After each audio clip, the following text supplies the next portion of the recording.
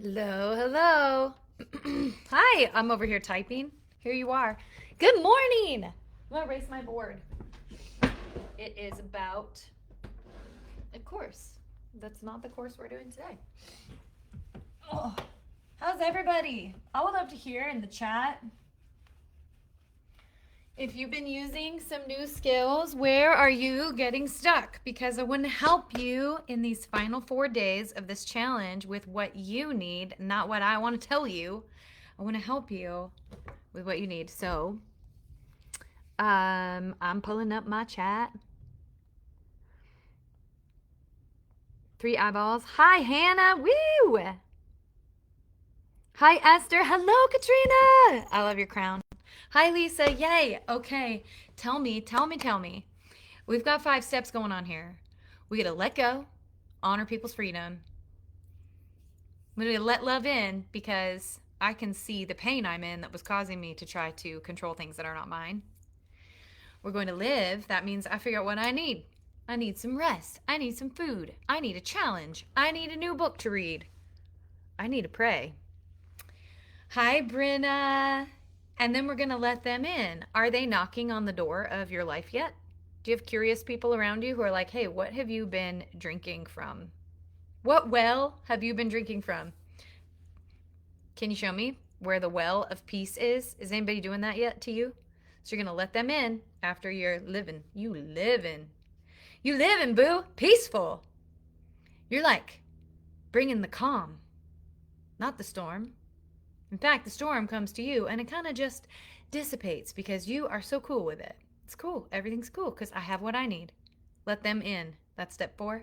Lead like Christ. We could talk about leading like Christ today. Yes, let's go. Thank you, Esther. Most have been having a hard time figuring out mine, what's not mine. Yes, okay. Oh, girl, I want you in the confident mom code.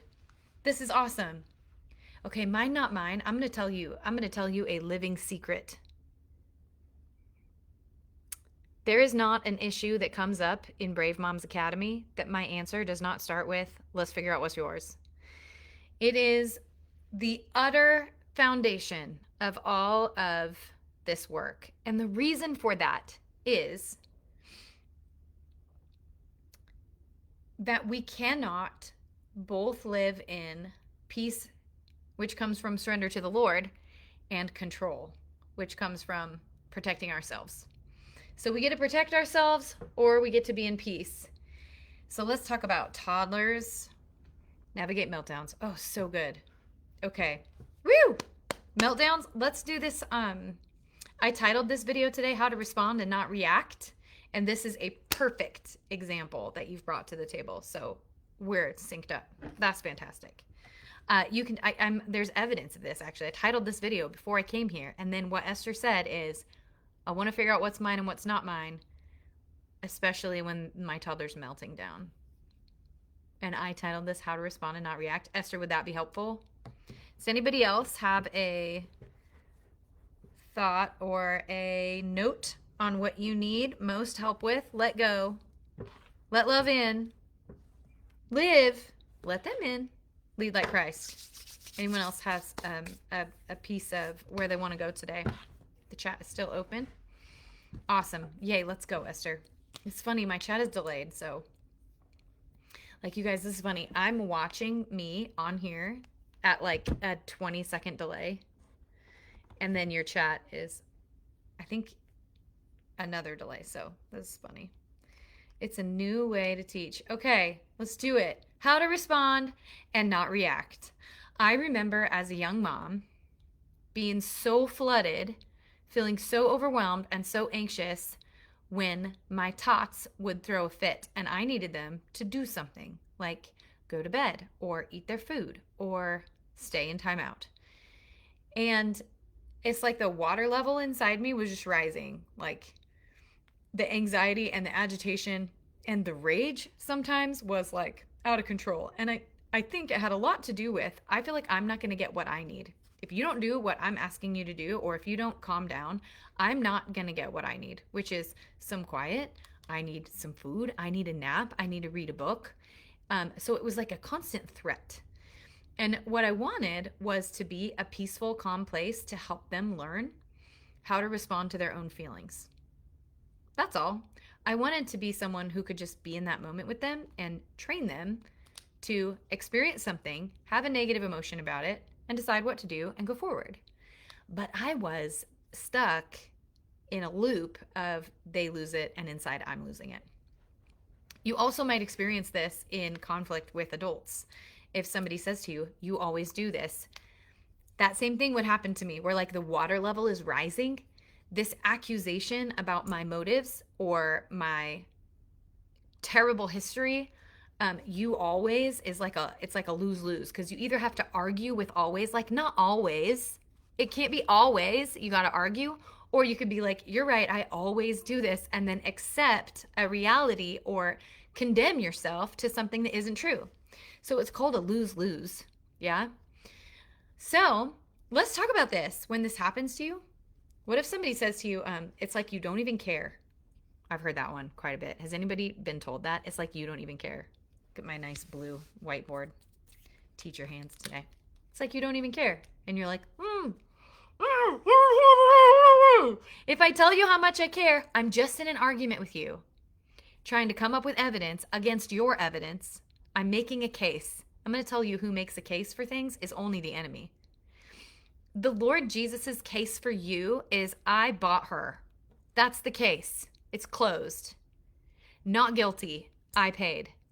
The accuser's case against you has to do with things you did and things you said and the way you behaved before. He makes a case.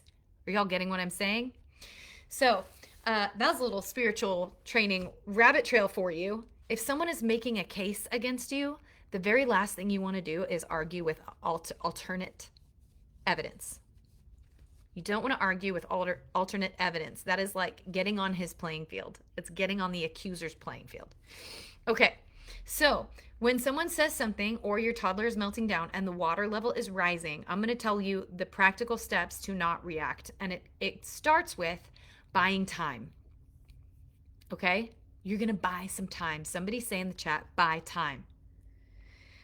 When I feel reactive, I know, here's my rule. When I feel reactive, I know I'm not ready to respond.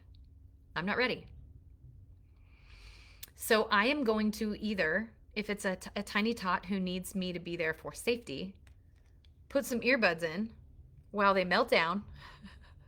Anybody have sound canceling headphones? Because I have those. I'm going to isolate myself with my ears. Buy time. Let's go, Esther. We're going to buy time. She's tracking with me. Are you tracking with me, everybody? Buy time. I'm going to put some noise canceling headphones in and sit myself down. I'm going to discipline myself to not respond when the water level inside me is rising. I am not going to respond because I'm not ready to respond. What I would do if I spoke or moved in that moment is I would react to somebody.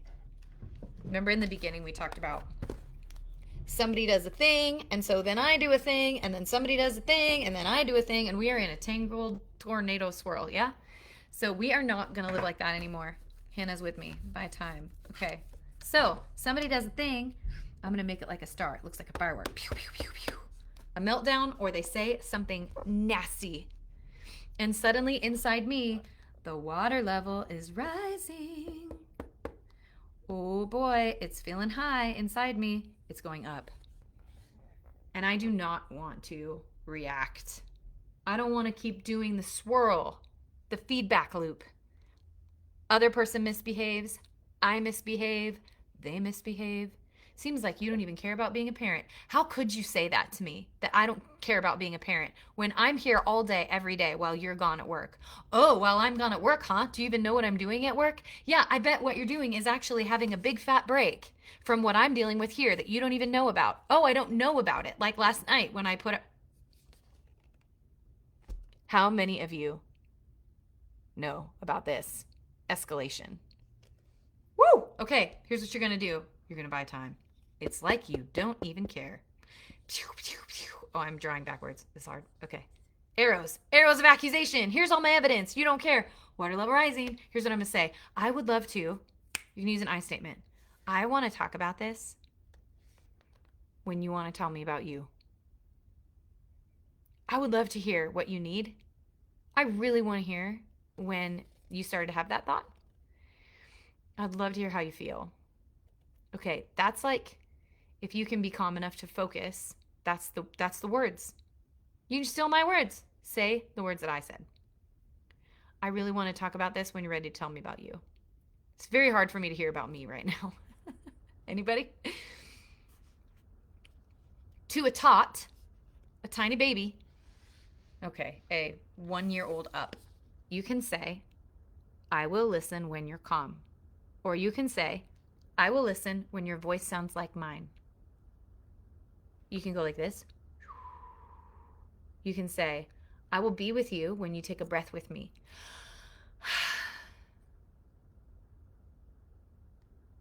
You could set them down and walk away. If you're going to hit somebody or scream at someone or blow your top, it is better for you to walk away, friend. I'm not saying that's what's going to happen at your house. Could have happened at my house. It's good to walk away. Did you know that you have the right to walk away? And probably the reason that you don't is you're afraid of other people feeling abandoned or neglected or ignored, or like they're going to continue to build evidence about you that is incorrect. But their perceptions of you do not belong to you. And their feelings about themselves as you learn self-control also don't belong to you. They're going to have to work it out. The meaning of you taking a break is theirs. The meaning that they assign to you taking a break, it belongs to them. And you can be a person who helps them think about that meaning if and only if you are a person who examines the meaning that you give things and you know the steps to untangle it. Are you picking up what I'm putting down? I cannot help my kid figure out, based on how they feel and the thoughts they're having and the words they're telling me, what meaning is going on here that is not true, that's causing you pain, unless I have walked that road, okay? I know this is a lot. This stuff is feels like a lot, but I'm hoping that we're making it more practical in these 30 days. I kind of want to do another 30 days because this was such a cool experiment for me. And after this 30 days, I kind of want to reorganize everything I said and put it in steps. Okay. That aside, you're going to buy time. I will. I would love. Or if you're not calm and enough to focus on, giving the other person an invitation to join you in being calm. Because you can't invite them to join you in being calm unless you're calm. So if you're at the phase where you're just working on getting calm, getting a hold of the thought you're having that's making you not calm, you get to say, I'll be right back. You're going to go hide. And then I have a course for you. It's called Mama Needs a Timeout. It's for any woman who's reacting and wants to go figure out why and get it sorted out. And if you join the Confident Mom Code or the Common Courage Coaching, the new thing, it's a terrible word for it. The new coaching room on Thursdays, it has a curriculum called the Confident Mom Code. It is layered communication, one step at a time, so that you can talk the way that God talks, and other people will naturally take accountability, take responsibility, and work on getting calm and honest with you. One skill at a time. The Confident Mom Code. It is a code you can learn. Okay. I'll be right back. And then, since you're learning this, you're going to go figure out what's yours and what's not yours, and you're going to examine what you believe. So when my kids were melting down, blowing their top, losing their mind, and I needed to go take a break, what I discovered was that I believed their meltdown meant I wasn't going to get what I needed. And so I had to become proactive at getting what I needed so that that threat was no longer on the table. Get what I'm saying? When someone said to me, it's like you don't even care. You're acting like you don't even care. And they want to tell me all the evidence for the evidence that I don't care. And I say, I'm going to be right back. And I go figure out, I have this terrifying thought in my head that they might be right. And I need to take that to the Lord. And I need him to show me the evidence of who I am. And remind me about all the things I do that demonstrate that I do care. And then show me whether those things I do to show that I do care are really me caring, or are they just me feeling better. Know what I'm saying? You got to go get yourself straightened out. Okay, so you're going to buy time. Another thing you can say that I think is even better than I'll be right back is I want some time to think about what you said. I want some time to think about what you said.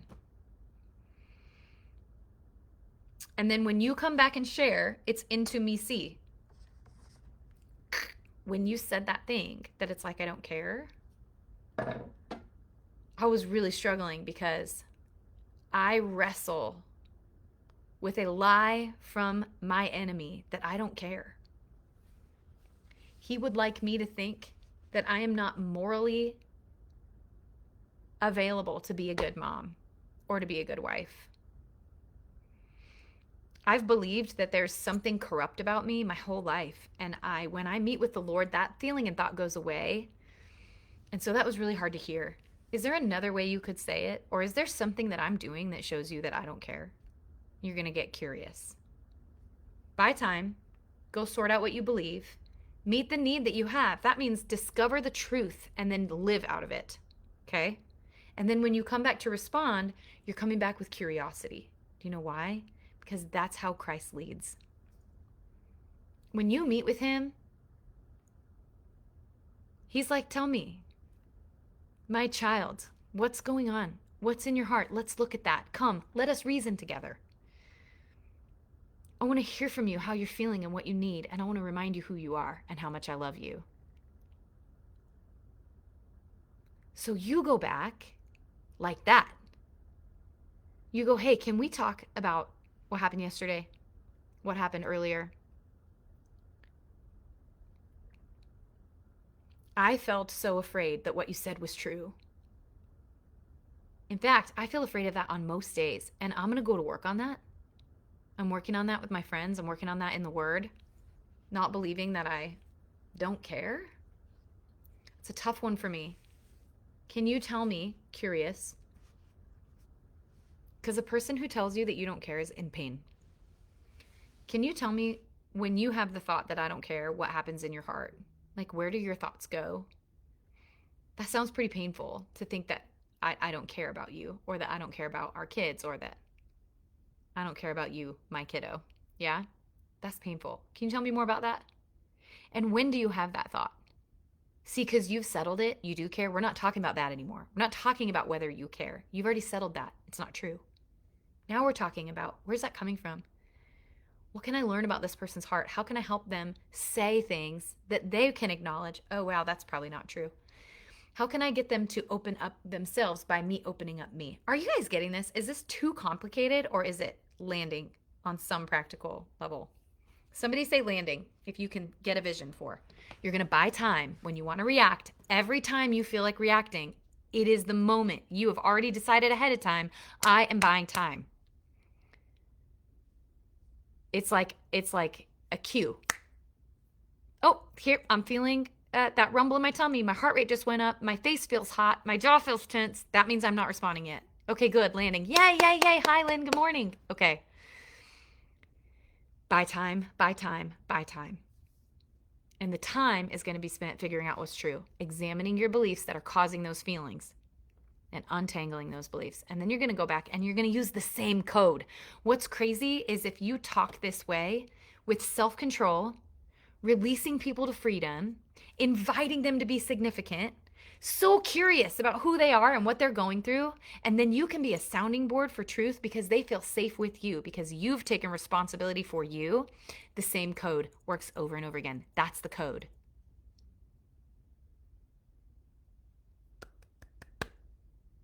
Okay, I love it. All right, our new weekly coaching community, the curriculum we use in there is called the Confident Mom Code. And it is set up in your portal so that you get one layer of the code at a time. So you listen to the module, you practice the skill in real time in your family. And what that means is that you'll come up with all the questions because you'll run into all the issues. You run into the issues when you do the thing, not when you learn the thing. So you hear the skill, practice the skill, and then you bring it to our coaching call and you say, hey, I tried this. Here's the problem I ran into. Can you help me break that down? Like, what's going on here? How can I do this differently? Then you're going to get another module the following week, another layer. Communication is not overhauled in a day or a month. It is a layered new habit. You need a new habit of talking about you. You need a new habit of telling people how free they are. You need a new habit of being calm and relaxed around people. You need a new habit of going to examine what you believe, figuring out what you need and making that happen. You need a new habit of letting people have their problem and letting them go figure out what they need. And you can be part of helping them get what they need, but you can't decide for them to get what they need. Do you know what I'm saying? You need a new habit. So it's 12 habits long, and you can start by getting the first habit and coming to a coaching call if you just have some questions. So let me know. Confident Mom Code is what you can say to me, or you can say Calm and Courage. It's the same thing. It's the same curriculum. It's the same coaching room. We meet every week, Thursdays. Okay. If you can't be at a call, you can write me a question. I am not going to stop telling you about that for these last 3 days because I love you and I want to see you go all the way. Okay. I'm going to get off of my soapbox about the Confident Mom Code now and say goodbye to you because I'm now going to go meet with Stacy. Is she here right now? Me and Stacy are going to jam. You are so brave and I love you. Go practice this, buying time, and come back tomorrow. If you tell me where you're at tomorrow, we're going to do some more practical, wrapping this 30-day challenge with some tools that I want you to have so much. My heart is to see every Christian family that I can reach become an emotionally healthy, calm family, full of honesty, connection, and purpose. That's my dream. That you would raise kids and impact adult kids and impact the adults around you to raise kids just by talking differently. To bring something to the world that you did not get in the home that you grew up in. That is my heart. That's why the doors are still open. Hell or high water, baby. All right, I'll see you tomorrow. Tomorrow is Wednesday, and I will be here at 10 a.m. 10 a.m. PST. Okay, love you guys. Goodbye.